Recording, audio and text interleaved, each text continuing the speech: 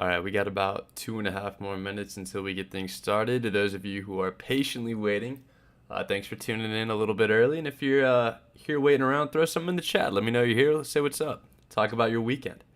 We've got all sorts of things we could talk about 2 minutes before we get the stream going. But just a couple more minutes, and then we're gonna get things underway.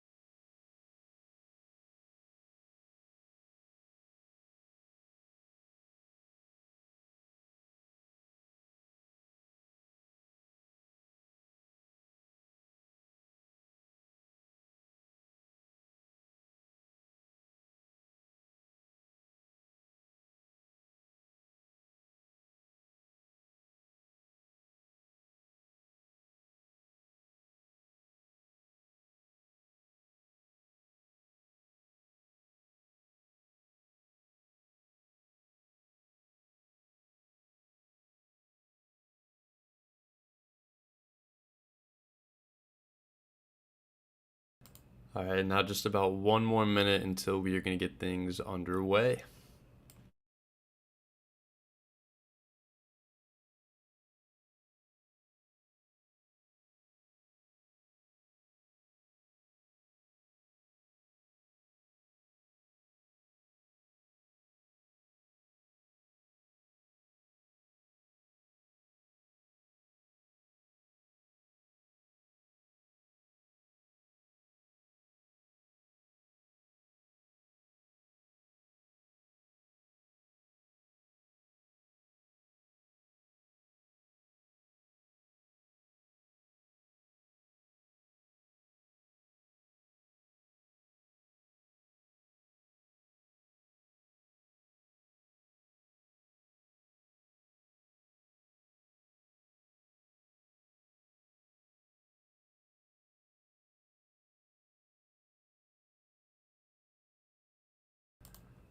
All right, five, four, three, two, one. Let's X out of this, and then off screen, the other notification is going to come up that I got to X out of now. And let's jump into it. Happy Sunday, Sunday night, I guess at this point. Maybe late afternoon if you're joining us from the West Coast. But either way, thank you for joining us for another weekly stock market scan, option selling screen, whatever you want to call it. We're going to talk about what happened last week. We're going to talk about what we've got coming for the upcoming week. And I think this is going to be one of the more researched focused streams that we have because as you can see down here at the bottom, a little bit of a spoiler alert, we only have two positions as we head into the upcoming week. And that is by far the fewest amount of positions that we have had heading into a week in a long, long time, right? If we scroll through our profit tracker up here, we'll see that we normally get to about 25 or 30 rows by the end of the week. Then that doesn't mean we can't get there by the end of the week, but there's going to be a lot of action in the middle of the week to get us to a full portfolio. So tonight on the stream, we're going to discuss what we plan to do in order to get there. But first, let's recap. It's been a couple weeks since we last talked. I think our last stream was the back end of July. But to summarize that really quickly, we finished up July with some really, really nice profit. We took home a hair over $18,000, a return of 12.82%, which outperformed the S&P 500 return of 8.07%. And so far in August, we're off to another great start. We've taken home in just 2 weeks a profit of, this has this week factored in, but a profit of $8,058, which is outperforming the S&P 500 return of 3.67%. And this past week, we took home a profit of $2,130. Hooray, we made profit. We're never going to be upset with that. But the market exploded going up 3.3%, and we actually underperformed as a result. Now, what I want to do is, I think it's really important, especially with how we've been structuring our portfolio lately, is we want to keep everything in context, right? Yes, we underperformed. Typically, when the market is spiked up, we make a lot more money, but we've taken a much more cautious approach lately, especially if you look at the 2022 year to date. We've seen a lot of big dips in our account that coincide with big dips in the market. And we've made really, really good progress just to get it knocked back down, really, really good progress to get it knocked back down when the market slid. Now that the market is running back up, we've again made really, really good progress since the beginning of May. And I think since the week of May 8th, we've made about $40,000 in the market. But we want to make sure that when the market does come back down, and believe me, even though it seems lately like it may not come back down, when it does, we don't want to fall super far down again. And what's great about our return last year is that we made money, or last week, is that we made over $2,000, but we did that with almost exclusively bearish positions. You'll notice from this row to about this row, these are all call credit spreads. These are bearish positions. This trade right here hedged a bearish position. This is a long position on a VIX ETF, which is bearish.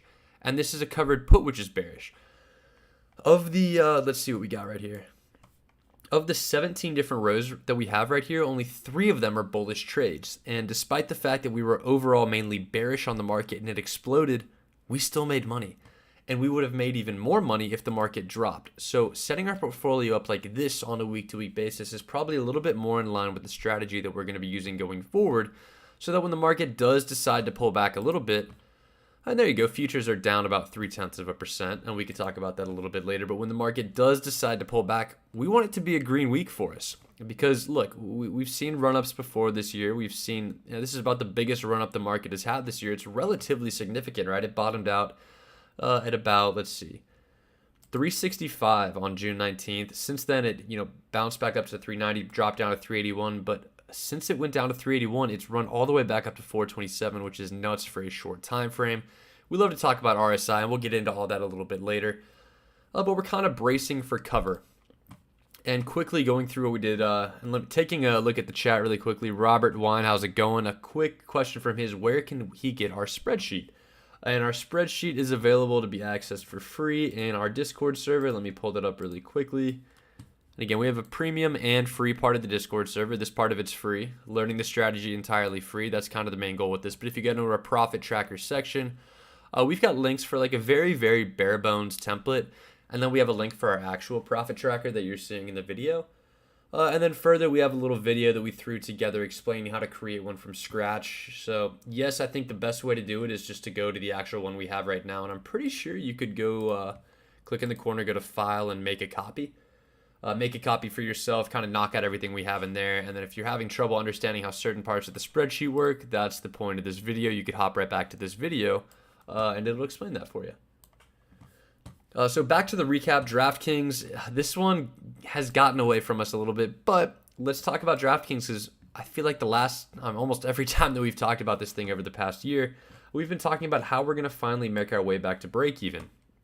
And if you scroll all the way down here, I guess first looking at the top, we started playing DraftKings in the beginning of December of 2021 when it was at $36 a share. It has since dropped to 20.67, which is a 42.58% loss. And with the position size that we had, we would have lost $30,000 if we had just owned the shares.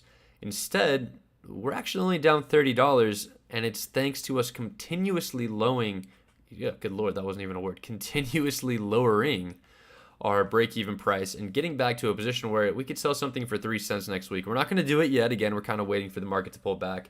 But the next position that we get into DraftKings, we'll get this super long winding trade where shares have taken hits of $17,000, puts have taken $4,000, $1,000, etc. You get it. I mean, a trade where at one point, if you sum all this up, we were down like $17,000 on it. But we finally broken even.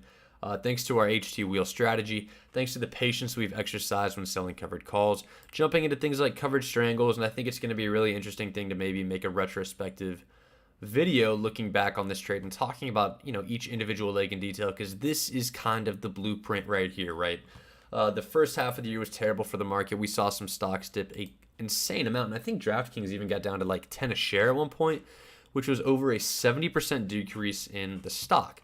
And despite the fact that it's still at a 42.58% decrease right now, we are break even. And that is kind of the blueprint. That is the proof we could point to when people say, this strategy, has this been done before? Does it work? And I think the answer is yes. DraftKings is a great example of that. But we kept our bullish position there. I didn't roll that over into next week. SPX, the 0-day SPX spreads that we've been running have had a lot of success, right? We track those separately over here on the SPX tab, where we've got a pretty good win rate per cycle and a really, really good win rate per spread of 70.49%. All in all, that profit is totaled up to about $7,500, and I think that doesn't even necessarily have last. Yeah, it only goes up to the 8-3 spreads because I haven't updated this tab. So that's $7,500, and then if we add in these spreads right here, and then also add in, let's see what else we've got. The spreads from last week. That's an additional what? That's an additional $1,100 of profit, which means that on SPX we've made about $8,600 since we first started this new strategy that we put into play at the beginning of May, which is not too bad for about 3 months of work. And again, the success rate that we need for this math and this huge calculation that we run through right here to conclude that we have a really nice expected value of about $68 per attempt on the spread. For that math to work, we need a 67.5% success rate per spread. We're at a 70.49% success rate per spread, meaning that our loss rate is 30%. And if we remove this right here and put a 30% loss rate in, our expected value per spread actually jumps up to $110 per spread, or per cycle, I guess, that we run. From 68, again, at that 67.5% success rate, up to 110 at that 70% success rate that we currently have. So the math here has been working out great. I think we took a conservative estimate when we were doing the hypothetical calculations. Things have been playing out very, very nicely, and I anticipate to continue with these trades in the future. But that was a decent chunk of what we did. Affirm was a really, really good example of how a stock can move super sharply against us and we can still make profit. You'll notice our initial spread that we sold was a 32.535 spread. And if we type in Affirm, we could take a look at the chart. To quickly look at the 5-day chart over here and talk about what happened during the week on Affirm. Right, so it started here and it ran up a good bit, I think, on Monday morning. It jumped, or I don't remember when we had this initial spread. I think it was from last week. Let's see. That would be right around here. Yeah, so we had this initial spread. It gapped up Monday, and on Monday morning we said, okay, we sold the 32.5 strike short leg. That got breached. Our long leg was 35, and it jumped up to about 35 a share. And we play these somewhat similarly to our 0-day SPX spreads as far as management is concerned. And yes, these aren't going to have daily expiries, but as far as rolling these things, sizing up when that long leg gets breached, that's kind of the idea that we're following here. So what we did with that was 35 was breached. We said, okay, let's close the initial position. Let's slightly size up. Let's raise that strike up and let it ride. So that initial position that we closed out was a $370 loss, but this new position we entered into was a $504 gain. And another thing that I think we did really, really well was we identified that on Wednesday morning, CPI numbers were coming out, so that was potentially going to be a very, very volatile event in the market. And at the end of the day on Tuesday, Affirm was trading at about $32.52 a share. And at that point, you might have said, okay, HT, $32.52 is still a decent way away from 37. It seems like we're pretty safe. But the moral of the story, and a lesson that I unfortunately had to learn several times with my own money before imparting it upon you, with the examples that we have that we're showing right now, is that nothing is really ever safe in the market until it is closed. So we took a $504 profit on that second leg and got out of the entire position. Remember, this entire position where we were threatened on Monday, and we got out on Tuesday for an overall gain. And we still had Wednesday, Thursday, and Friday to go in the market. And the one thing that I cannot emphasize enough is that 3 days in the market is a long time. So even though that 32.5 price that the stock was at seemed relatively safe, you'll notice that over the next 3 days, Affirm jumped up to 36, then to 38 before closing at a weekly high of 39.28 on Friday. And again, if this thing had closed at 39.28 and we kept that original spread, this would have been a loss on our initial position, and this position would have almost been at max loss as well. So the lesson there is that, it's a very volatile market out there. When you get a move in your favor, and that's what happened, we got a move in our favor. Affirm faded off on the back end of Monday and on Tuesday. Take that profit, because the only thing that's guaranteed in the market is profit taken, and move on to the next one. And now, even though we started shorting this at a 32.5 strike and had to roll up to 37, this thing finished the week at 40. We made money on our short position despite the fact that it ran up against us. And we could do the whole thing over again next week with an even higher strike. So that's how we manage when stocks are running against us. And I think that was a really, really good example. And a lot of the time, you're really not even going to have to worry about this because with the cushions that we give ourselves on these spreads, a lot of the profit comes a little bit easier, right? These Coinbase 100, 105 ones that we had, $210 of profit, we took that right there. The Trade Desk TTT, that one was hanging around that 75 short strike for a little bit of time, admittedly. But we took $117 of profit because, look, we wanted to take risk off the table. We love locking in profit. And then we had another one with Carvana, really, really similar to Affirm, right, where we had this 45 short leg. And before the CPI number came out on Wednesday morning, we were able to lock in $210 of profit because, again, 3 days in the market is a long time. And what did Carvana finish the week at? Let's see what Carvana finished the week at, and I kind of know the answer here. Above 52 a share, which is insane, right? Remember that we played our initial position down from a 45 short leg. We got that fade right before CPI. We said, okay, let's take that profit because anything could happen on CPI. And within 2 days of CPI, this thing ran from 42 to 57. So yes, it's kind of scary sometimes when you're playing these more volatile stocks, but I think there's a lot of opportunity in those stocks themselves because, look, we took $210 of profit.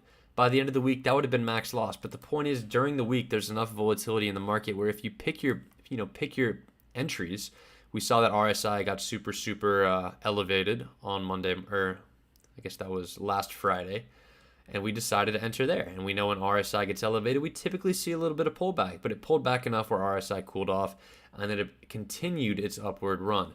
But again, we don't want to get too greedy with these things. Just because we get a move in our direction doesn't mean we want to completely ride that thing to expiry. But taking profit is the name of the game. It's the moral of the story and what we're running back through right here. Beyond that, we tried a covered put position, or a protected put as some people would like to call it. If you're familiar with covered calls, right, you own 100 shares of a stock. You sell a short call, meaning that if the short call gets assigned, your shares are sold. A covered put works the other way, right? A covered call is a bullish position and a covered put is a bearish position. So for example, I mean, in a sense, you are selling what is kind of a somewhat naked position because in theory there's infinite risk. But as long as you're choosing something that isn't like an insanely volatile stock, it's not that risky. But anyways, we did that with Pinterest. It dropped down and we made about $215 in I think 1 day. I don't even think that one made it to the end of the day for us before we were able to take that profit. And then MSOS, that one has been an absolute gold mine for us. We keep going to the well over and over and over again. And that MSOS trade, I like it so much because it's a trade idea identified by the option scanner, or the option scanning process that we use. So we took basically 5 minutes one afternoon to look at the option scanner. We found MSOS. And, last week it got us 250. The week before that, MSOS, if I could find it on here, got us 230. The week before that, MSOS, what did it get for us?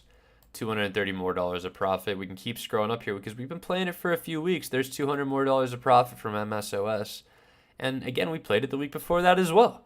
And there we go. That's the beginning of the MSOS train. But we were able to play that stock for 4 or 5 weeks in a row, and you can see the sum down here. We made $1,070 of profit off of it, and that is a result of just taking some time going through our option scans and looking at the results. And I think getting $1,000 of profit off of MSOS off a option scan that took us less than 5 minutes to run is a pretty good investment of your time. But again, all of that summed up to a $2,130 gain on the week. Yes, we fell short of the 3.3% SPY return, but again, that's because everything that we were in was bearish. If the market dropped and we had like a mini market crash and the thing dropped 5%, this number would have been better because these SPX spreads would have profited, and we really didn't have any long positions that came close. So while it is, we underperformed a little bit, we actually did, we were playing the market in the opposite direction. So the fact that we made any money at all, I think, is pretty significant and gives me confidence to continue, with some of these bearish positions as we head into next week. So with that said, little quick update into August. We've made $8,058 so far in August, which is off the back end of a July where we made $18,291. So that's $27,000 of profit just over the last, how many weeks is this right here? Over the last 6 weeks. So we've been on a really, really solid roll as we look to have a 7th consecutive profitable week. And what are we going to be leaning towards? Again, we're going to be leaning towards these bearish positions. The market has gone up 1, 2, 3, 4 weeks in a row, which is, not unheard of. It's not super out of the ordinary for the market to go up 4 weeks in a row, but for it to go up 2.6%, 4.28%, 0.36 relatively flat, but again, 3.3% in that 4th week, that is unusual. And we'd love to talk about RSI, giving us some sort of indication about if the market's overbought, oversold, where we can expect things to go in the short term. At the end of the day on Friday, let's actually go to the 180-day here because I like the 180-day RSI readings a little bit better.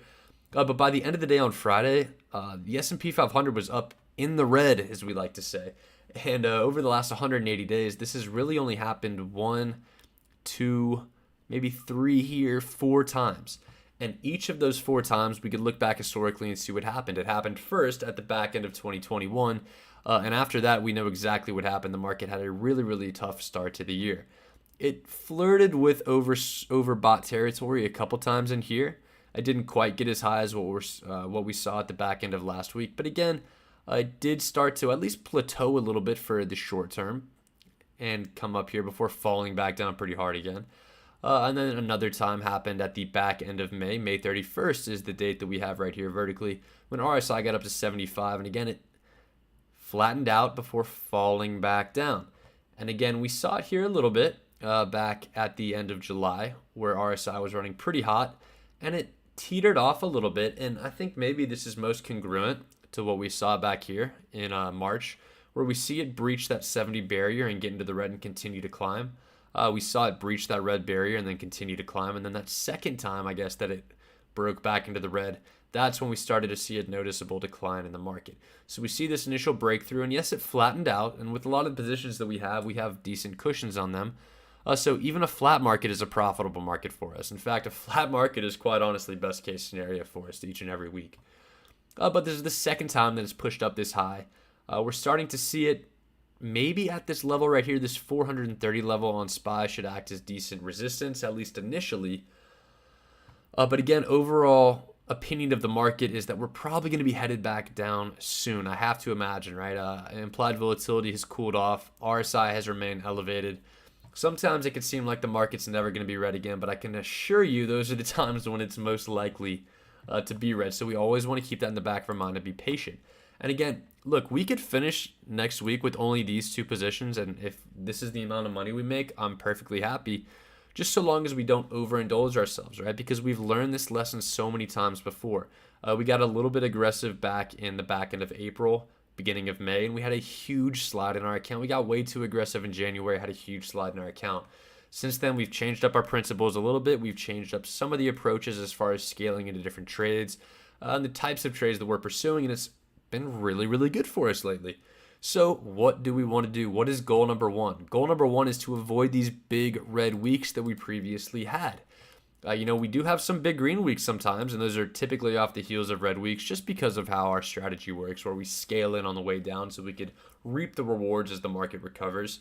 But we don't really see anything that's terribly attractive as far as scaling in is concerned, right? A lot of the stocks that we've been going to on a week-to-week basis, if you look at DraftKings, for example, this thing's through the roof. It's running up. It's hitting a point that we previously identified as a level of support and resistance. So I imagine it heads a little bit lower from here. RSI is all over the place. Implied volatility is flattened off a little bit on DraftKings. So, that's one that I'm holding off on. But we've seen DraftKings have similar big red slides over the past 180 days. So there's no reason to think that we can't see something like that in the near future. But before I talk quickly about the 2 positions that we have in our account this week, I'm going to take a sip of water because I think I've been talking for about 20 minutes straight and my throat's getting a little dry.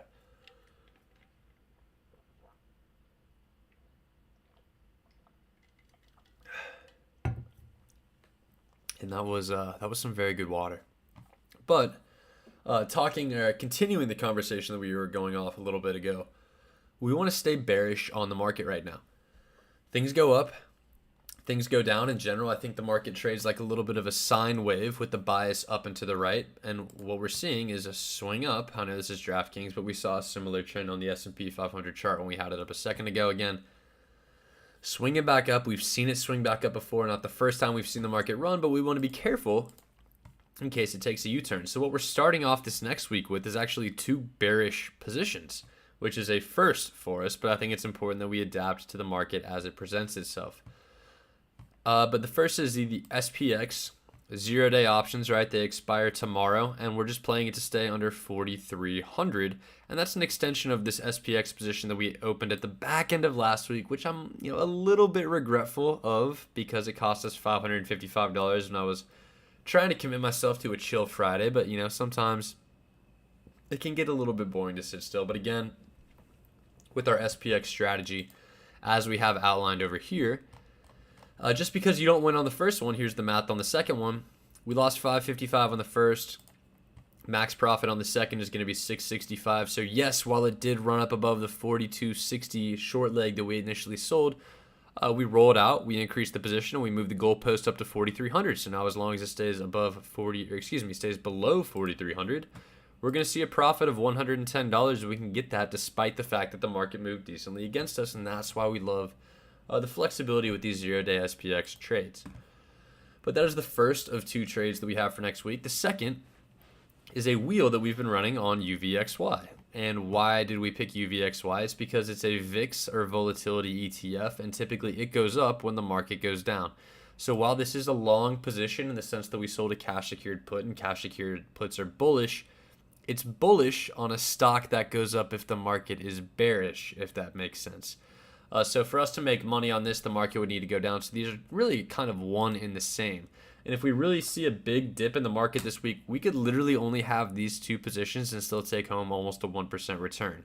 I would probably be okay with that if the market was red and we made money. That's never a bad result for the week. However, as evidenced by the previous weeks, these little purple new indicators that we have in column G of our profit tracker, we don't really like to sit on our hands during the week because I think with the volatility that we've seen in the market, there is just so much opportunity on a day-to-day basis in the market. And the trades that we've been calling out in our Discord server, right? Just last week, the new trades that we entered during the week, those took home $1,617 of profit. The week before that, $1,384 of profit. So yes, we like to have a little bit of a game plan heading into Monday morning, and we like to typically carry a few positions over the weekend. This weekend we took none because over the last 2 weeks, what we've done on a weekly basis, we've stayed agile, and it's made us $3,000 of profit. So we're going to lean a little bit more on those for the upcoming week.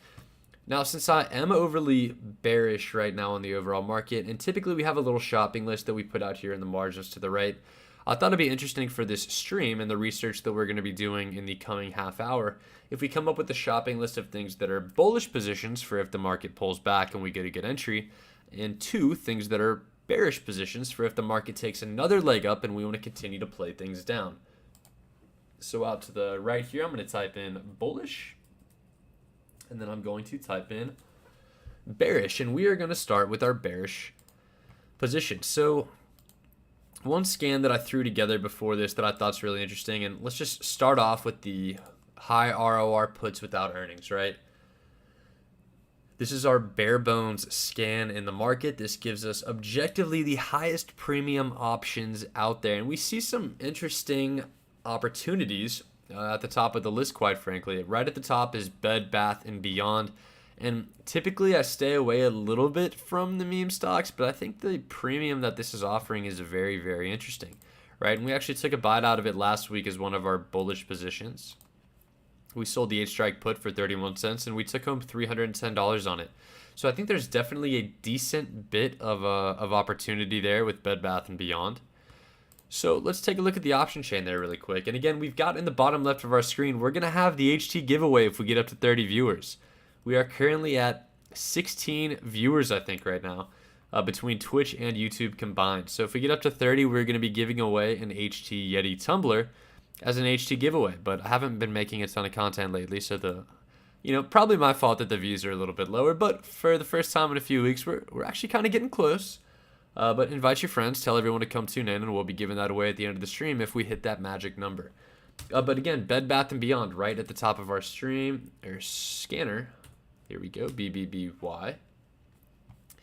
And let's take a look at the coming week. And we've got all sorts of different strikes. We've got some enormous RORs, right? We typically like to target a 1% ROR per position per week. And honestly, this thing ran up to $13 and change after hours on Friday, which I think is kind of interesting. But if you go back to this initial strike that we sold, the 8 strike last week, yes, we got 31 cents for it when we sold it last week, but I love the 8 level on this, and it's still offering a 1.52% premium.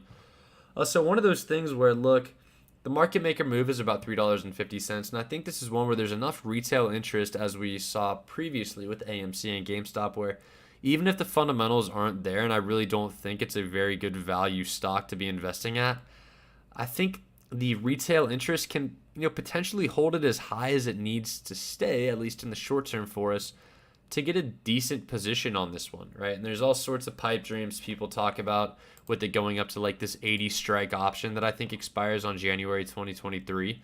There you go. But if Bed Bath & Beyond also does get up super, super high, I will think very hard about opening a credit spread that has this, these strikes involved, because that seems like free money to me. The one thing with AMC and GameStop is that, yes, I know there are some conspiracy theories about what happened there with the buy button being shut off and things getting halted and whatnot.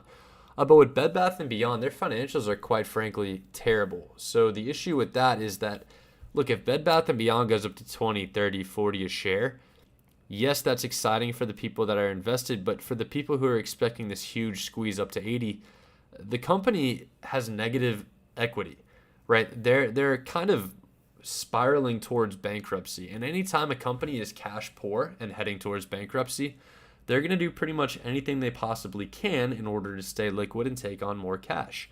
And as we saw, this was kind of straight out of the AMC playbook when they had their initial squeeze. But as Bed Bath & Beyond share price increases and increases, a really, really good way to raise a decent chunk of cash for a company that's headed toward bankruptcy is to have a share offering, which dilutes the float, takes away all the short squeeze theses, and drives the stock price back down. But the flip side is, the people who are running the company can justify that by saying, look, we're trying to do what is best for the company, and what's best for the company is avoiding bankruptcy. So don't be surprised to see something like that if we see Bed Bath & Beyond take another jump upwards.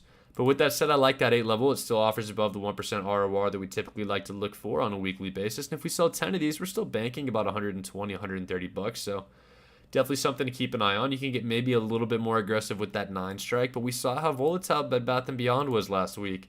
Really, it went from, it had been this high before, and literally after hours on August the 8th, it got up to 1365, and by noon the next day, it was below 9 a share.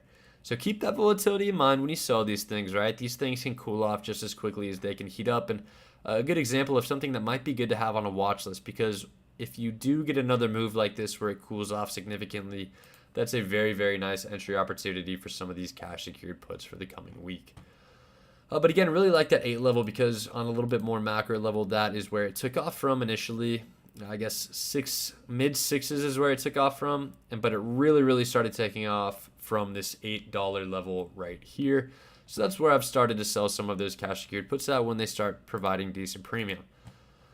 Back to the scanner, we've got Getty right here, which is an interesting one that slightly made headlines a couple weeks ago when HKD was doing its thing, because I think Getty is a former SPAC that is destined to go down just because of how they're structured. I'm not sure if they have a share unlock or something like that coming, but what you'll see right here, and this is very, very common with stocks that are destined to go down, is what do we know about puts and calls at the same strike? And the answer is that they're kind of the same position from an extrinsic value perspective.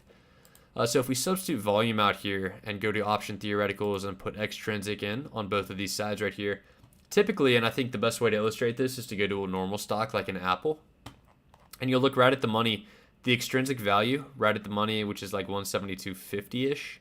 It's not dead, it's not perfect, but it's 177 and 149, and that's just because it's below 172.50 at that price of 172.10. But point being here is that at similar strikes, the extrinsic value should be similar.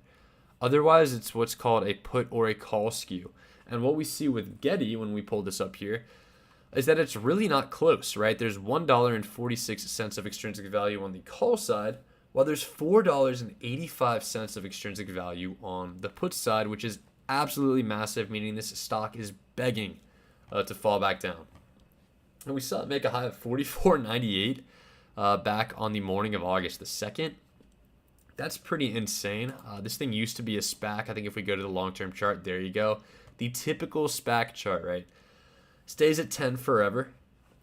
Has the actual reverse merger, falls off a little bit, and then all of a sudden, people don't like the stock, and when people don't like the stock with the SPAC merger, what happens is you can redeem your shares. So if you have these shares that are trading for $8 or $9 a share, and you don't really like the company that the SPAC took public, you have the option to redeem your shares for $10 a share, typically in most SPACs.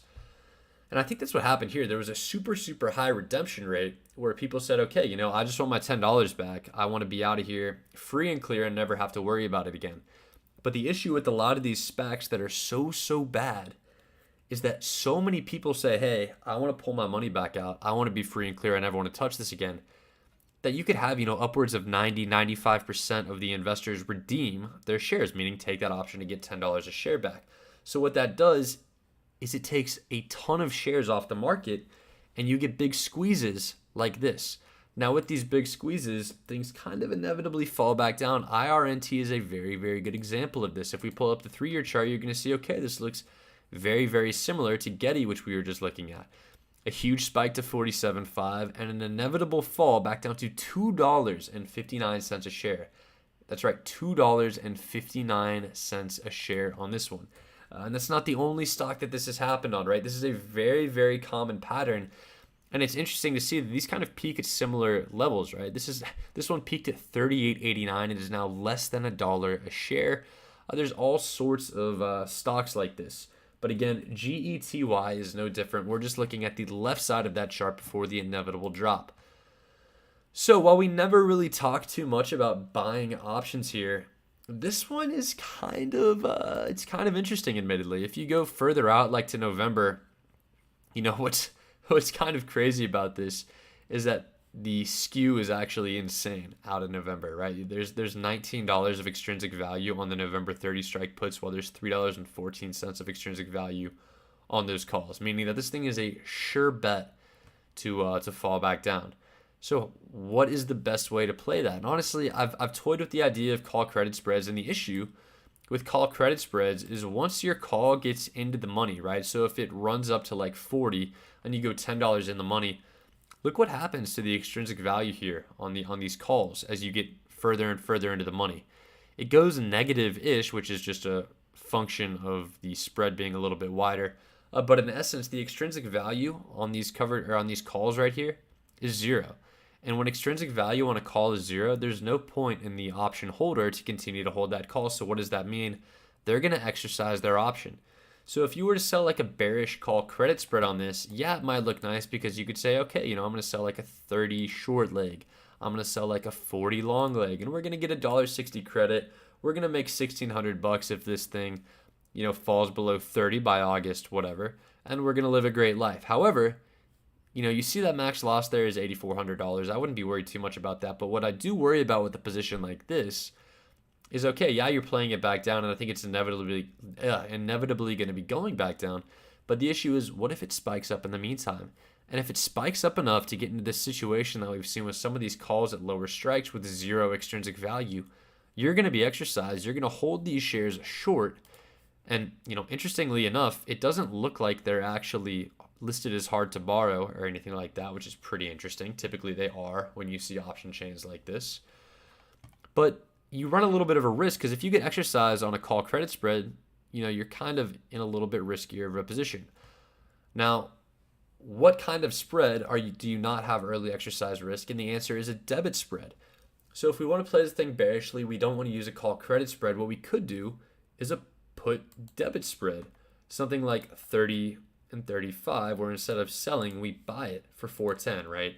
And if this thing finishes below 30, we take home $900 of profit. If it goes back up to 35, we lose $4,100. So it's kind of similar risk reward right there. And if we extend this maybe to 40, what can this look like?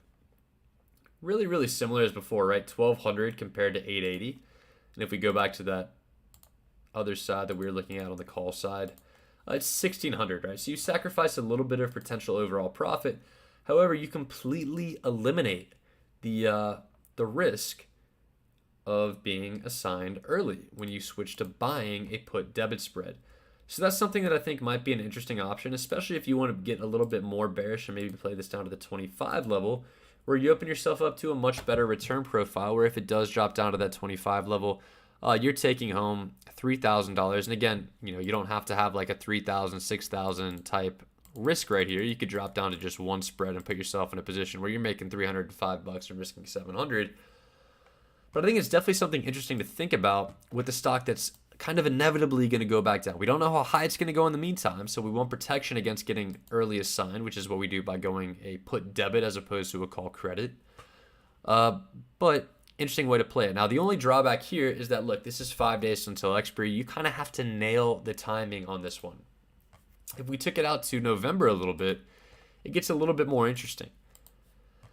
So, it's so obvious of a play that if you go out to November, like, you don't really end up like making much money at all. But if you maybe drop this down to like 15, it's still not making you a ton of money because, again, it's just that obvious of a trade. Maybe drop it down to 10. Yeah, you're really not getting one. So we know it's going to be coming back down. The risk we run is that we just don't know when. Maybe even if we look at something like September, that might look a little bit better. Maybe playing it below 20 in September. And again, that looks all right, but you still run a decent risk and like a relatively large max loss if it does, inexplicably continue to stay up at these levels. So maybe one that, I don't know, if you just want to straight up buy, and again, if you wanted to buy it, put they're insanely expensive. I mean, conclusion here, if you want to do something, maybe put debit for next week as an interesting potential opportunity. But moral of the story, there's some weird things that happen with stocks at the top of these scans, and sometimes it's kind of fun to take a look at. FaZe, F-A-Z-E, is another really, really good example of a stock that's built like that. You see it's $12.93. Guess where it was on Friday? It peaked at $21.99. This thing flew on Wednesday and then Thursday into Friday. I mean, it fell off the face of the earth going from 19 to like 12.35. This is just what these stocks look like. This was another SPAC that had a very, very high redemption value or redemption amount. It flies up, it flies back down in the blink of an eye. And Jules is kindly reminding me that it's been a year since I promised a webcam. And I've finally moved into my new apartment. I do probably need a laptop upgrade so it could handle a webcam. But we could definitely throw that in the pipeline of things to do. I think it'd be a nice value add. I could take some of the HT profits this month and see what I can do about that. But don't think I've forgotten about that, Jules. I can never forget about that. Going back to the scan, BBBY again, CURV, interesting. Haven't really heard of that one. Let's take a look at what's going on here. Torrid Holdings, that's right. Look, at the end of the day, if we see a stock that looks like this, we want absolutely nothing to do with this kind of a thing, right? Because you could see we want to have some sort of base, and look, it looks like there is a little bit of a base in this like $3 to $4 level. So if we can go down to 3 to 4 and get some sort of premium, I don't hate it.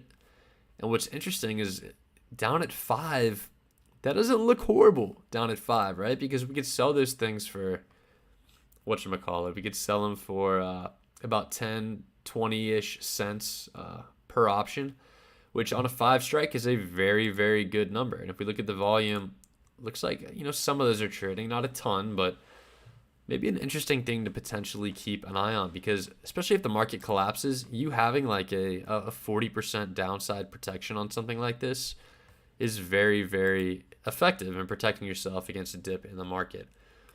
And again, if it does dip back down and you have like a 4 something basis, what you could do right here is sell covered calls, turn right around. There's tons of premium for September, so you can get yourself probably down to a $4 basis on a stock that really hasn't traded below 4 in the last 180 days. We can go back to actually kind of an interesting one to put on there. I'm going to put this one on the list and potentially circle back to it on Monday morning if there's any premium in those 5 strike puts. And again, let's put 5P on here just so we remember exactly what we were looking at.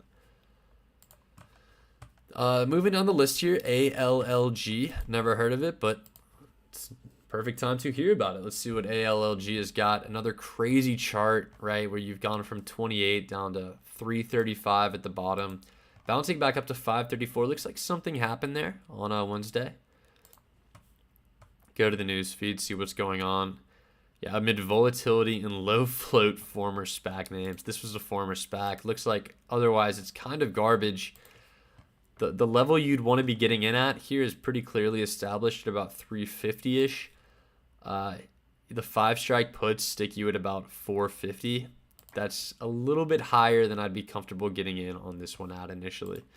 But again, we could still kind of follow the same train of thought where if we wanted to sell a 5 strike put for 50 cents, we'd have a 450 basis right here.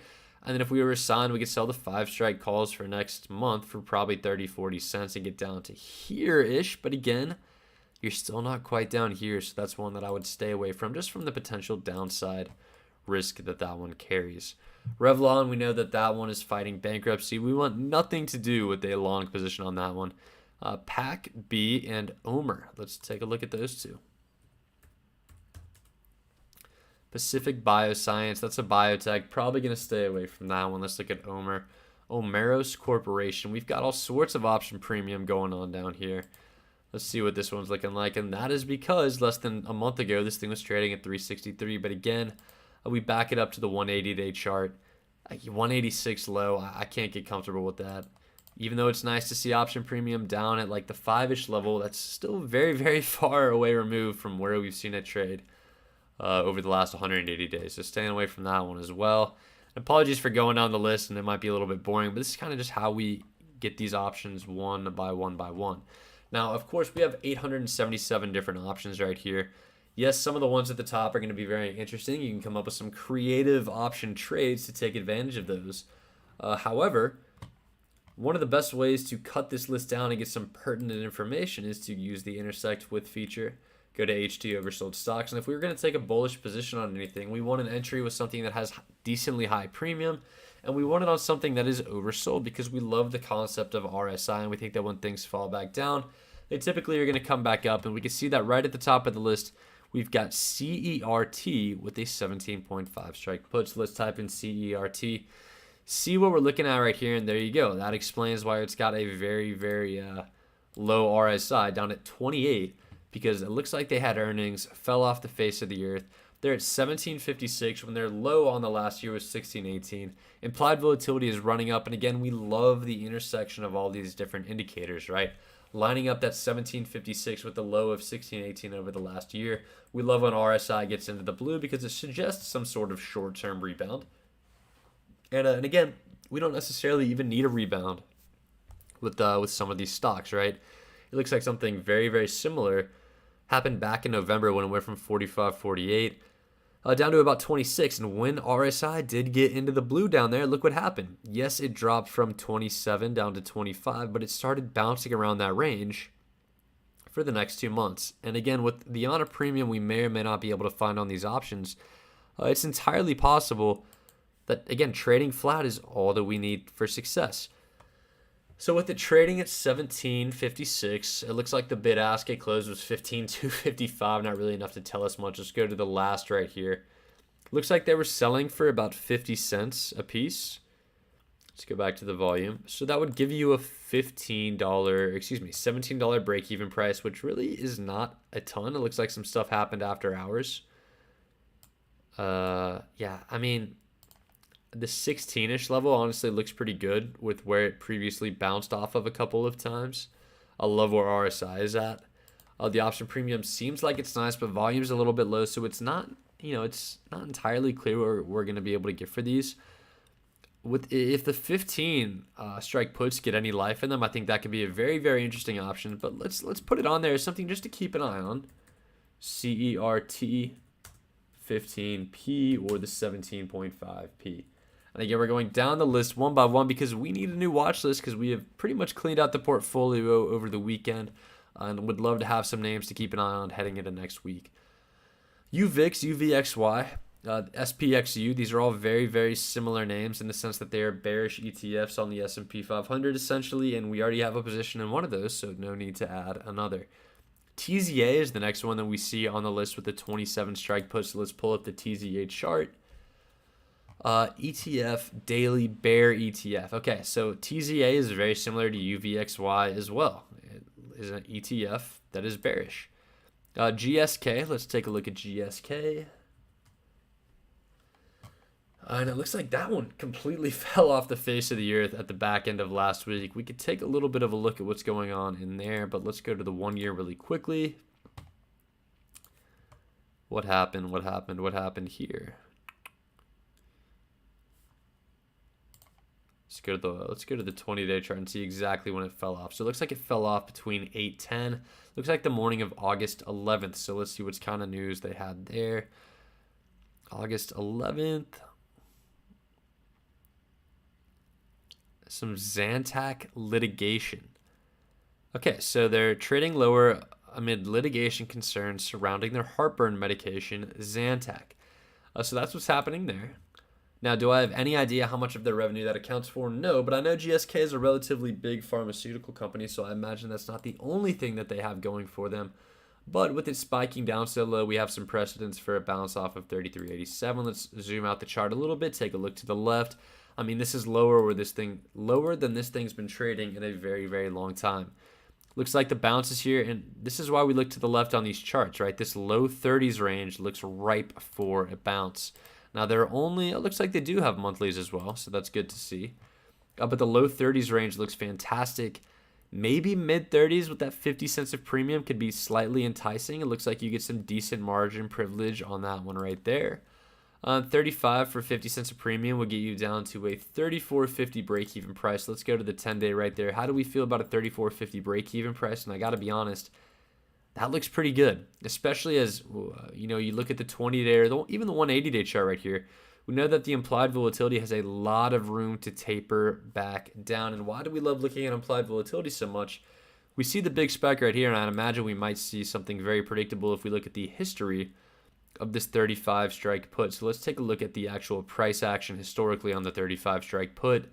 And there you have it, right? This is why we absolutely love these big spikes in implied volatility, because if we had our eye on it that morning, these got up to $1.38 at the peak, and before the end of the week, they had already shed 2/3 of their value. Now, what do we know about these? Looking at the historical price of these is that they typically have traded around 28 cents-ish a piece, and we know that these are now 1 week from expiry, so it's a relatively short turnaround, a short-term trade. So with that in mind, we could potentially bank on a little bit of reversion to the mean. Yes, there's a lot of price action involved in this one because the price has dipped so significantly, right? That 25 cents of premium was based upon when this thing was trading in the low 40s. But with it at 36.1, with time expiring, with implied volatility spiking up, and we know that this is a decent-ish level to potentially get in here at, I like the idea of adding a few of these at a 1.6% ROR. So GSK 35 strike put, GSK 35P. I think that's an interesting one to keep an eye on for the upcoming week in the market. And again, that's quickly just from the scan of the high ROR puts without earnings intersected with our oversold stock scanner. And that is where that idea came from. Last thing on here is going to be SNY. Let's take a peek at that one. That looks like, where are we? It's an ADR, which means it's a foreign company. If we go to analyze, we go to fundamentals, and then we type in, what was the ticker? SNY. Let's type that in right there. It's based in France. Okay, good. Typically when we see ADR, if we see something like China or Hong Kong, that's a little bit scary, but a French-based ADR, nothing wrong with that. And again, what does this company do? They focus on patent needs and engages in the research, development, yada, yada, yada, of therapeutic solutions. So they're a healthcare company. And let's see what's going on here again, because they show up on that oversold scanner. Really, really similar to GSK, and I would be willing to bet it's the exact same thing. There we go. Ups to hold. Zantac fears. Let's see what this article says really quickly right here. It was upgraded to hold from sell at Deutsche Bank. First trial begins on August 22nd. So this is actually really, really interesting news, because especially with GSK, we saw that the Zantac fears dropped the stock down, but the trial doesn't even begin until August 22nd, and we know that those options that we looked at expired on August the 19th.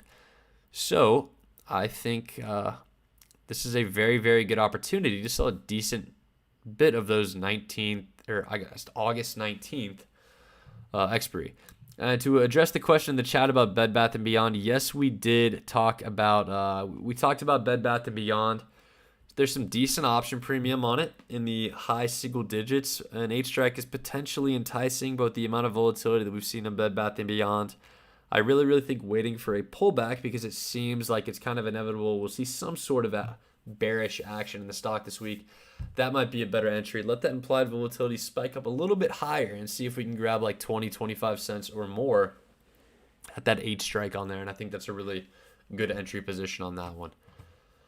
But it looks like SNY, maybe this is a better play than GSK. It looks like there's decent option premium.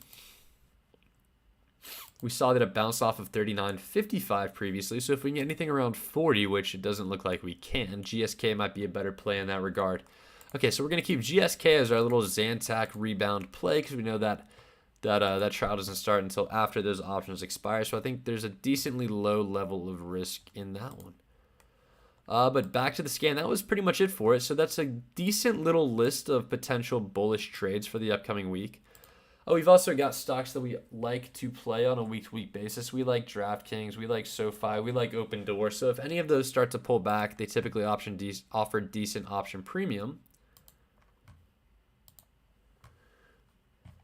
Okay, so if we run this scan again, and again, we did isolate these based off the ones that were low on RSI. But if we scroll down here, yes, there's some excitement going on with the high ROR names, and it's fun to look into those to see what's going on there. But if you go back down in here, this is kind of the money area, right? This 2 to 3% ROR area where you could sell 1/3 of a position at a 3% ROR, and then give yourself, flexibility to scale into a trade. And you'll see a lot of interesting names here like Snapchat. We know that company is quite honestly not doing too well. We see Roku here, which has come back up a little bit. Shopify, I'm a big fan of that one. Just again, it's one of those that I would love to come back down. But I think that's a decent list in the meantime. We talked about IRNT for a second earlier. I mean, that one's trading at 250. IRNT, yeah, 259, and that thing's bottomed out at 199. What are the 250s offering? Okay, 10 cents a premium, maybe not that enticing. But it does look like you could chip away a few cents a week. If you wanted a really crappy trade, I think that would be the one to go after. But again, that's not for me. Less than a month ago, it was at $2 a share. Getting in at 240 is kind of whatever.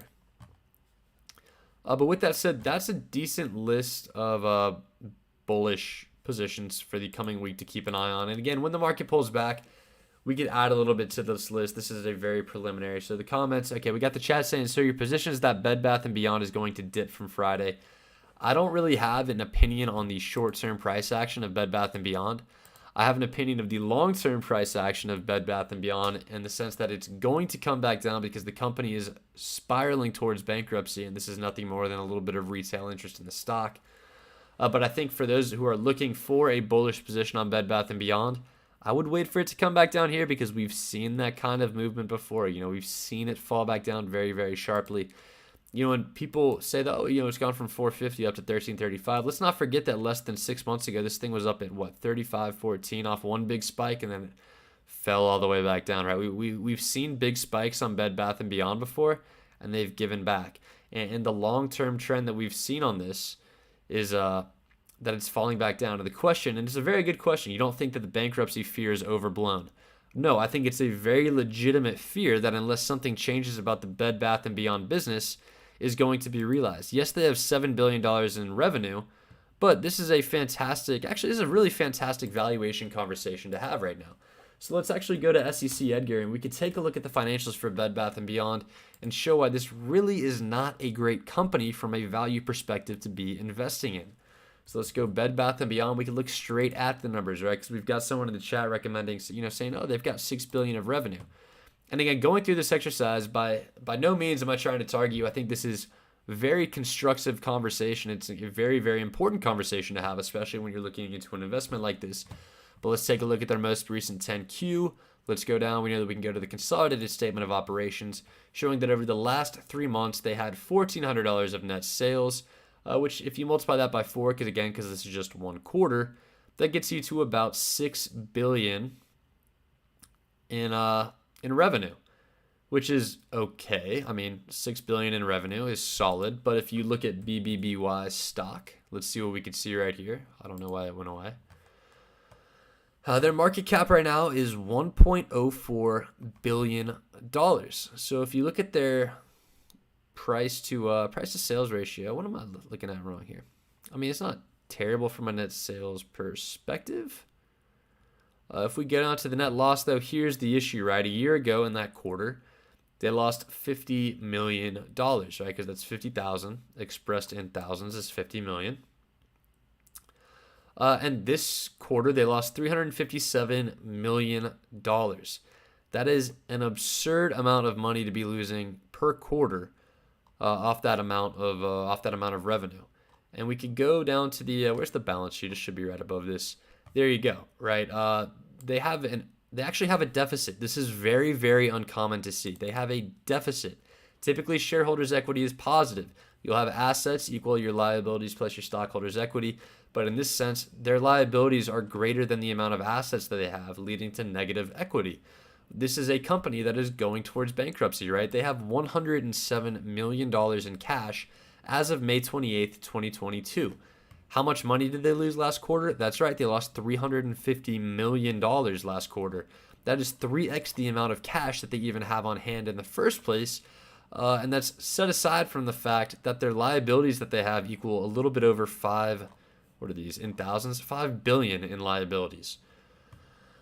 So after that little miniature rant, I mean, and here's probably the worst part here, right? They have $5 billion in assets. What makes up most of those assets? Yes, they have merchandise, which is very, very normal to have inventory on the balance sheet.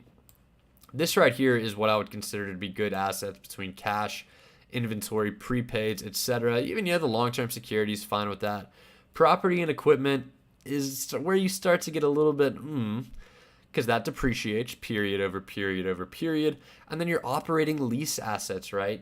Not to get too technical on the viewers tonight, but ASC 842 is the new lease standard that lets people now report their operating leases as an asset on the balance sheet when they previously were not held there. So that inflates their assets a little bit, right? It's not like they can turn around and get rid of these 1.6 billion in operating lease assets like nothing ever happened. So they've got maybe a hair over 2 billion in decent assets, and they have 2 billion in just current liabilities, right? That's AP accounts payable, things that are immediately due, the current operating lease liabilities. It's just really not a good financial picture that Bed Bath & Beyond has painted. So I think it's entirely legitimate to have these bankruptcy fears on Bed Bath & Beyond.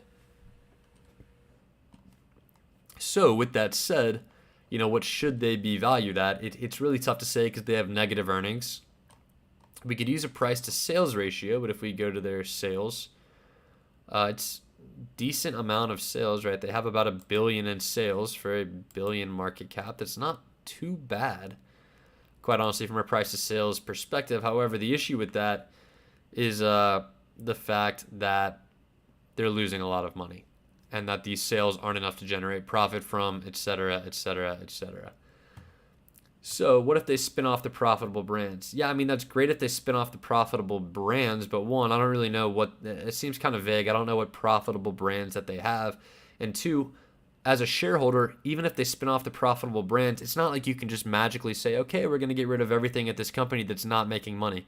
Because if the process were that easy, what would be happening is that every single company would do that. They'd say, oh, this wasn't very, very profitable. Let's just spin it off and get rid of it like it never happened.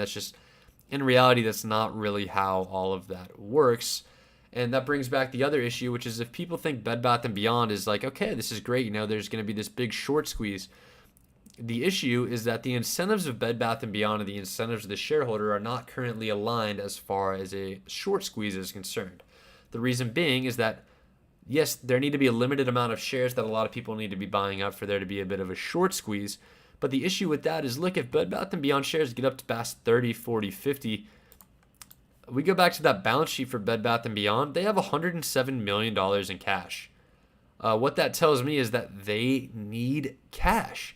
So if the stock gets back up this high, what they're going to do is they're going to issue equity to raise cash the same exact way that AMC did, which kind of shut down the little bit of short squeeze that they were experiencing. So I think from a company's survival perspective, they'd be stupid not to attempt to do that. And they're going to be one of, not the first, they're going to be one of many companies to take advantage of these squeezes to issue additional equity and raise cash flow for a company that's headed towards bankruptcy. So that is why I don't like Bed Bath & Beyond from a value perspective. I do think that there is some merit for collecting option premium on it. But yeah, it's just not, it does not look good here at all for Bed Bath & Beyond. But with that said, let's go and look at some of the, right, we haven't filled out the bearish side of what we're looking at yet, right? So we've got some decent things to keep an eye on for the bullish positions. These are from our scanners. These we typically like to play on a week-to-week basis, and I'm sure there's going to be some more that come across our radar, which we'll throw in here as the week progresses. But let's add a few things to the bearish trade list. Let me take another sip of water before going in on that one.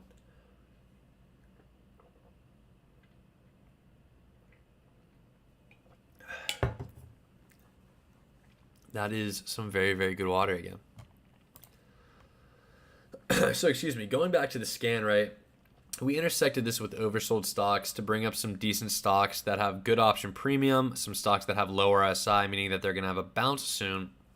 But look, we know that the market in general is pretty overbought right now, and we don't want to get bullish. We want to be very, very cautious where we get bullish and how quickly we get bullish on some of these different positions. So how can we filter this scan down a little bit to maybe find some positions to be bearish on, right? If we look at stocks that are oversold to try to find some good bullish positions, what we're going to want to do is look at stocks that are overbought to find some bearish positions. Yeah, to that point about Snowflake, 1.4 billion in revenue and a 53 billion market cap. Yeah, we could take a look at Snowflake really quickly. And again, same exact process as Bed Bath & Beyond. Snow, S-N-O-W. You got Snowflake. We're going to want to pull their stock up right here. S-N-O-W. $53.65 billion market cap. And if we go to Snowflake's most recent 10Q, we are going to see, if we go down to their statement of operations, boom, it's right there. Their revenue is 400 blah, blah, blah. Yeah, I mean, you raise a very good point. You know, they have 1.4 billion in revenue and a 53 billion market cap. That's a terrifying valuation. And I guess it was even crazier back when it was at 350 or 400. They may have some sort of insane forward. And look at this. You know, the analysts are issuing sell ratings. This is really not. This kind of explains a lot. But yeah, they don't make a ton of money for the 3 months right there. That's 422 million. Multiply that by 4. That's about 1.6 billion in revenue if you expand that over the course of the entire year compared to a $53.65 billion market cap. That is terrifying from a valuation perspective, and that is one that I probably would stay away from. Now, I did like that one, admittedly, a little bit when it fell back down to the 100 level. It's interesting to look at. Their most recent earnings, I thought they had them, or I guess they must have them coming up here. Let's actually type it in. Do they have earnings coming up? And the answer is yes, their earnings are on August the 24th. So not this week, but the week after that. And again, with that in mind, the fact that they have 1.4 billion in revenue and a 53 billion in market cap, that is scary, and fundamentals matter a lot during earnings season. So that might be one that you want to make a bearish trade on for when they do announce earnings. And again, if we look up here, the option premium, I mean, it's admittedly a little bit low, which kind of sounds crazy, right? You could buy a 170 strike put today for $12 of premium, which would give you a 158 break-even price, which is right around here. We've seen their past earnings. They've gone from 270 down to 193. That was a very, very big move right there. In fact, a really, really good way to visualize this is if you go over to the Analyze tab, go directly to earnings, and then type in Snow for Snowflake. And you'll see exactly what's happened in the last earnings. 264 down to 224. Earnings before that, nothing too crazy happened right there. Decent jump on Q2 22, and then no real big gaps other than that Q4 22 earnings. But yeah, that might be a good one to look a little bit further into. They must have something else going on in order to justify that steep of valuation. But again, sell rating, price target of 125. Really not great right there. drops after downgrade. To be blunt, this is a tough call, is a quote from that article. Cloud spending could slow in a recession. Downgraded to neutral. Downgrades pretty much across the board here. And yeah, that might be a decent one to get bearish on when those earnings come, but we can cross that bridge when we get to it. Anyways, back to the scan. We intersect the high ROR puts without earnings with the H2 overbought stocks, and we get 3 different stocks that come up here: YELL, XLI, and X, as presumably good short targets for the upcoming week. So let's type in YELL. See what we got. We've got Yellow Corporation right here. I don't know what the hell they do, so I'm going to go over to the Analyze tab to Fundamentals, type in YELL, and see what kind of company that we're working with right here. Industrials, it's a holding company, and they offer customers a range of transportation services. The company has logistics and less than truckload networks throughout North America, yada, yada, yada. So it's kind of like a logistics type company. If we go over to the live news, what's interesting here is that the implied volatility is kind of gone all over the place a little bit. There may be some false readings right there with that, but at least it's slightly more elevated than it's typically been. If we go to the 1-year chart, we can probably get a better reading of that. Percentile. Yeah, the IV percentile is relatively elevated, meaning 76% of the days over the last trading year, IV has been lower. It's 21, meaning that it's much lower than when it peaked back over here, for whatever reason that was. Looks like it must have been earnings. But recently, look what we got right here. This is the exact setup that we like to target when we use the intersect feature on these scans. We have a stock where implied volatility is decently high, right? Because it came up on the high ROR scanner. We know that the IV percentile, again, is sitting at 76. And again, it's firmly in the red after probably what was decent earnings and gapping up off of that. Let's take a look at the news, right? It jumped 35% after second quarter profit, jumped over 48% by the time that the week was over. Do we have any analyst ratings here?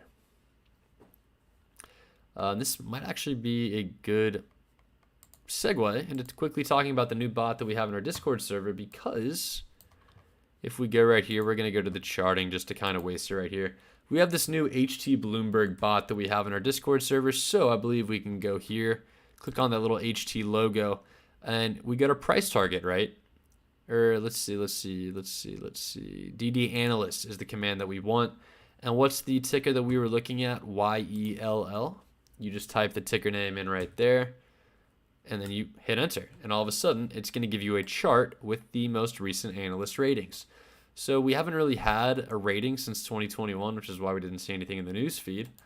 So we're going to leave that alone. But again, if you are in our Discord server, which is free to join, this bot is very, very useful. You just type in / click on the logo right there for our HT Bloomberg bot. And there is if you click on this again, there's all sorts of different commands that you can use on here to perform research. And it really is an extensive list right here. A lot of really, really cool things that you could do during the day.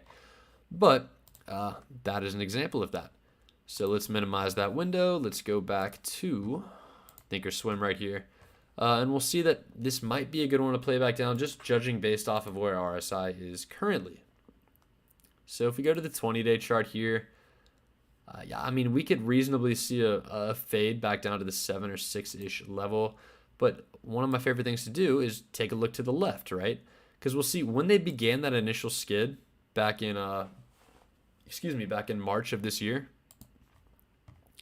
it was right around this price level. We extend this line to the right. Look where this thing bounced off of.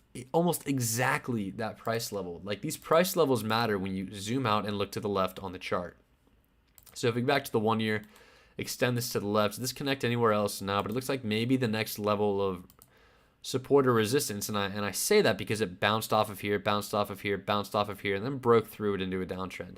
But it looks like it's at about the 950-ish level. So could we play it below 950? And again, we have options that expire very, very soon here.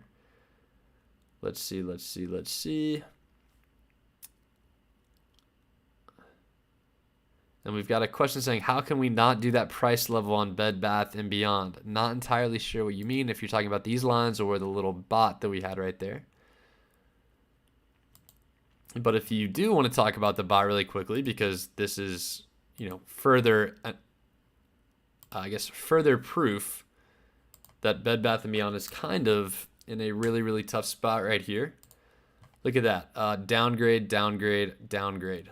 And that, again, the only two that have come out in August, a price target of 4 was the price target that was released by Baird. And then we have a downgrade from Odeon from buy to hold. Again, it's not a good look for Bed Bath & Beyond from a financial perspective. So that's one that's kind of inevitably going to be creating some bag holders there. But as far as maybe creating a spread on this one, the only thing that I could really see here, and it's very useful because actually it's interesting, right? Because when we make a credit spread, we want to do that to kind of limit our upside risk. And the good part about this is if you go back to single right there, the 10 strike are kind of free, right? They're between 0 and 5 cents a piece, so it's very easy to make this into a spread. We'd be getting a 45-cent credit. Yes, you'd lose $2,000 if it ran up to 10, but your break even is $7.95, so you'd be playing this thing back down for the next 5 days to stay below this level right here. And again, that is such a clean fade off of this level. I wish I had my eye on this when it initially got to this level, but RSI is still very, very elevated. We could play it to stay where we profit below this line and then make decent profit, potentially $450 if it stays below 750. So that might be a one to keep an eye on, especially if the overall market comes back down. Moving to the second one, and we could put Yell on there. I don't know if I necessarily want to play it right off the bat. I'm sure we could find some better options here. But we go Yell. 7.5 to that 10C just to protect us in case anything crazy happens and it explodes, paying that 5 cents of premium. To cap that credit spread is definitely worth the insurance that you're paying for it right there. XLI is going to be the next name on that list. XLI. And we see that this one has run up a ton, right? If we go back to this 1 year, we're probably going to see exactly what we normally see, right? IV isn't as high as it normally has been over the past few. And I'm actually going to hide the chat on the screen because I realize it's probably being a little bit intrusive right here. Which one's that? That's the screen. Nope, that's the bottom line. Hold on, that's the chat. There we go. Okay. Implied volatility isn't quite as high as it's been over the past month or two, but still 59 IV percentile, so it's kind of up there a little bit. And really, you don't see IV percentile get super, super high when the market's running up. IV is something that runs up a lot more when the market's dipping. So this isn't unusual to see. But what we see right here, right, is this big run off of 84 without much of a pullback. RSI is getting super, super, it's running very, very hot. So, we can't even look over the last year and find another time when RSI was running up this high. We saw RSI in the red back in May of 2021 when it flattened out and then came back down. And really flattening out and coming back down is all that we really need with the bearish position. So if we draw a price level where it currently sits, doesn't look like that lines up with too much. Now, what lines up with some more is about this 103 level right here lines up with this peak, this peak, this peak, and this trough right here. So if we could find a short leg at 103 for a spread, let's look at the single legs here really quick to see if we've got anything cooking.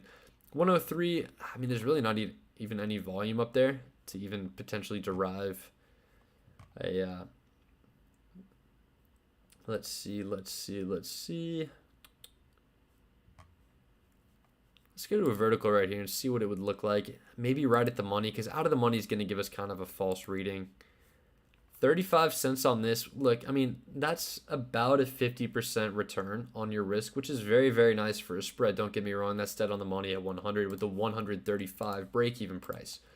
But with how much this, and again, 135 break-even price is literally right on the number right here. If we can get up to the 102, 103 level, which we're really not going to have a good idea of how those spreads are priced just because of how wide these spreads are and the lack of volume at the end of the day on Friday. But, maybe 103 short leg on this one if the market takes another leg up is a decent idea. So XLI 103C. So that's going on the list right there if it does get up to that level. And then the last one we have right here is X, which I believe is Steel. There you go, United States Steel Corp. This thing has a previous high over the last 180 days of 39.25.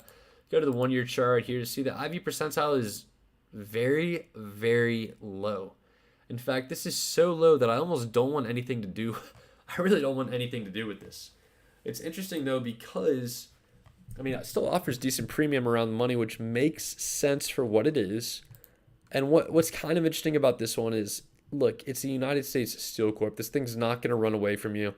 Rule number one is don't sell naked calls. But for the call premium, it looks all right-ish. You could maybe run the covered put type strategy that we've we've been outlining a little bit, where you go short at 25.25. You sell like a 24 strike put to get your break even to 25, like 50-ish. And then you work down from there. But it looks like current price level, if we outline that right here, it looks like that 26-ish level is a decent level to start playing things back down. If you go to the 20-day, this thing's just been absolutely ripping over the past week. Looks like it went from 23.35 to 25.27. This is honestly when I'd be a lot more comfortable with running a covered put on, just because we know that it's a Steel Corp, right? It's not going to have some huge double move overnight because they got acquired by somebody. That's just not how these types of companies operate. We're approaching this level, which should act as resistance. RSI is getting to a level where, at least in the short term, it's probably going to start coming back down. And again, last time it got up this high, it did come back down a little bit. Did it continue to run after that? But yes, it got that initial pullback, which is really all we need to profit. And it got overheated a little bit over here as well when you saw another pullback, and then really started to slide. So I don't hate the idea of like a covered put position on United States Steel Corp. It's not hard to borrow. You're not going to run into any issues from a short position from that perspective. So potentially shorting X and then maybe selling like a 24.5 strike put is a decent way to do that, right? And if you do 10 of these, it's interesting, right? Because if we do covered stock, 24.5, and we sell 10 of these, right, which is where we sell 1,000 shares and then sell a 24.5 strike put, you'll see that your max profit for the week is 1,080. Break even is 25.58, which really, if you go to that 5-year chart again, that 25.58 break even price is not a bad place to play this thing back down from. I am a huge fan of doing something like that 24.5 covered put. So we're doing X 24.5 covered put. The good part about this is that you get some exposure to some different industries, right? This was like a transit company.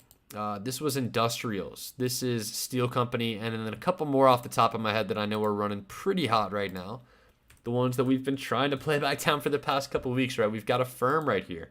If we go back to the 1 year, it's in that overbought territory. It's up at 72, and it's approaching. I think the next level right here is about this 45-ish level, maybe something at 42-ish. But if you go to these spreads for next week, I think what you're going to find is some very, very nice risk to reward. If you go like a 43, 46 and expend that.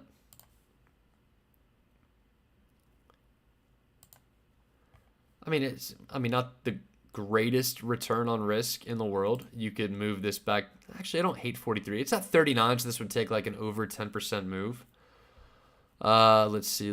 Yeah, running hot, but not bad. We've got another, in the comments, we've still got someone complaining about, here we go, saying that some of these stocks like Yell are running hot, but Bed Bath & Beyond isn't running hot. Well, for some reason I can't bring the chat back on the screen, whatever. But with that said, yeah, if we look at Bed Bath & Beyond, yes, that one is running very, very hot as well, but I feel like that only serves to further the bearish idea that we've had about this trade. And again, this is one where I wouldn't necessarily want to run any sort of credit spread, just because we know with stocks like this, with AMC and GameStop, they could remain, I forgot what the exact quote was. They could remain illogical longer than we can remain solvent. So staying away from those and going back to the, steadier ones, so to speak, even though Affirm isn't necessarily steady, but Bed Bath & Beyond is like tripled in 2 weeks. So that's the reason that we go the way that we do right there. So Affirm, I like the idea of playing this one back down. We've seen this one fall back down. I'm going to add Upstart to the list as well, right? Upstart, this one had a terrible earnings, terrible earnings, but somehow decided to run back up. And we've seen this trend a lot. And it happened with, what were we playing at the back end of last week that's totally slipping my mind right now? Where they presented earnings, it wasn't good, but it still kind of went up. Totally slipping my mind. But again, they didn't report very good earnings. And you see this trend where it like dips off initially because people recognize, yeah, these are bad earnings. But all of a sudden, all these people with short positions cover their position or something like that. And it runs back up. Beyond is a very good example of what I expect Upstart to look like. Bad earnings, shot up, another big green candle, but faded the rest of the week. We look at Upstart. Bad earnings, but shot up, another green candle, and then hasn't quite faded off yet. So I think this is a decently strong short candidate at these price levels. Looks like we could potentially, if we zoom in on the chart right here, there's a decent gap above these levels. But we could definitely see some pretty hard resistance at 53, but that's way too far above 34 to reliably count on. But again, even the price level it's at right now, I'm kind of a fan of playing it just off this level. If we extend this out to the left, lines up with this bounce, kept it below this, broke down below, acted as resistance, and it's acted as resistance twice already. If it breaks back above here, maybe low 40s is the next level, but some of these options have such high premium on them that you could get away with something decent. And again, this one is such an insane stock that it has the ability to squeeze on you and really start running. But that's why we want to use a call credit spread to protect ourselves. So if we want to keep it below that 36 strike that we outlined here, and then we have a question on, didn't we look left on our Yell bull position about 20 years? For starters, what we were talking about with Yell, if you look at it, Yell was a bearish position here. And we looked to the left for about, I think, 3-ish years or maybe 1 year. I forgot how far we zoomed out on that. Running hot. Yes, that is why we're playing it back down. And again, to be clear, it is a bearish position that we're going to be opening on Yell. But Upstart, if we play it off that 36 level, really not bad right there. 50% ROR off that bearish level of off 36. I'm a really, really big fan of potentially playing that as a tighter spread. But the issue with these tighter spreads is that sometimes commission can start to bite you a little bit, right? If you're selling 10 of these spreads and you're only getting $160, right? You're paying $11 for this trade, and that's going to bite into it decently. So that's why you'll see me sometimes enter these wider spreads at like 39. And I think it's important to try to make your long leg at a significant price level as well, because we know that when it hits the long leg, that's when we roll and we move to another spread. So having it around this 40-ish level, I think would be decently significant. So if we bump that up to 40, we can now pull $860. We risk $3,000, so maybe that's not the risk reward we want right there. We can like cut that in half or something like that. But I love the idea of 430 gain for 1570 max loss on that with a 36.86 break even price on Upstart. That 36, let's go to the past 20 days. That 36.86 break even price falls right about here. RSI is kind of cooking on this one a little bit as it's run back up, but again, one with bad earnings that I think is destined to fall back down with the market when the market decides to do so. And I think we've got a pretty bearish week coming up in the market. So love the Upstart 36.40 right there. 36/40. So there you go, right? We've got some bullish ideas. And again, the bullish ideas are going to be kind of thin right now. That's just the way it is when the market has gone up 1, 2, 3, 4 different weeks in a row. Sometimes it's just not a good idea. Yes, you might get a little bit of FOMO if the market even keeps running this week. I'm not going to be one to say that there's nothing stopping it from, or I guess I should rather say there's nothing stopping it from continuing to go up this week. But we've seen what happens when the market falls back down, and the market always falls back down the same way that the market always comes back up, right? It's not going to go up every single week for the rest of our lives. There's going to be another entry opportunity. We've been patiently waiting for it for the past few weeks, but we've waited this long. We can continue waiting, and in that time frame that we have waited, we've taken home a very, very tidy sum of profit. So I'm perfectly happy to keep rolling with that. But with that said, we're going to hang tight with a couple bearish positions off the bat. If the market legs back up, I love the idea of jumping into some of these and adding those as the market goes up and up and up. But if the market goes down, for starters, these are going to hit some profit. So we're going to be at $1,000 off the bat at least right there, because if this drops down to 0 and we get a nice move off UVXY, that's going to be $1,400 of profit in the bag right there. And then we could potentially start to look at some bullish positions as the market starts to come back to us. And bring some volatility, bring some option premium. Let us get back in the game for some of these cash secured puts. But again, we're not playing the short game. What happens between today and tomorrow, I could not care less about. We're here to have success, not only individually, but against the overall market for the next year, 2 years, 3, 4, 5+ years. And yes, we are losing money so far this year, but we're outperforming the major indices, and that is our overall goal.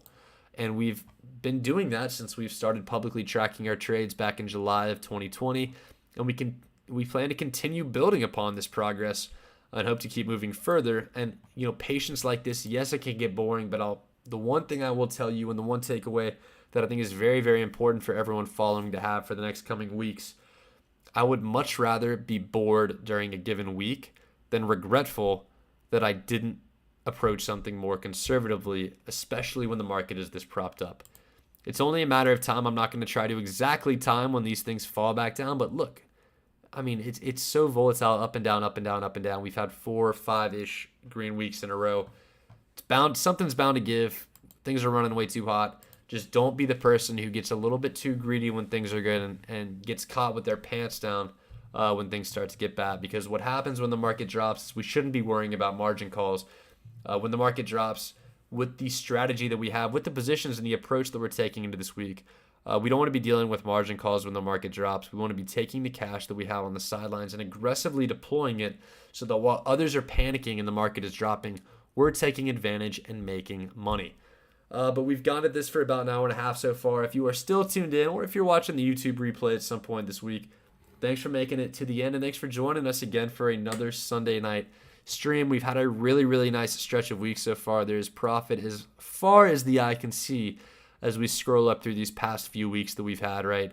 I guess it's kind of comical timing right there that I got to our losing week, but, the losing weeks have been more than balanced out by the winning weeks lately. Again, since the beginning of May, we've taken home about $40,000 in profit, and we hope to continue building on this. We've had 6 winning weeks in a row. Let's stay conservative. Let's stay diligent, and most importantly, let's stay smart as we move forward and try to combat any potential dips in the market, and let's keep the profit train rolling. So until next time, this has been the Hourglass Trader, where as time passes, we make money. Hopefully we see you guys again. It won't be next week. I'm out of town next week, so no stream next week. But hopefully I see you guys again in 2 weeks with more money in our account than we currently have. Again, thank you so much to all of you who have tuned in. We're going to be in the Discord server during the week. If you want to join HT Premium, hop on over to hourglass-trader.com, where you can sign up for it and be alerted to every single trade we make, every single trade that you see right here. Those get alerted live as we make them, so we can all make money together. But until next time, this has been HT. Thank you, guys.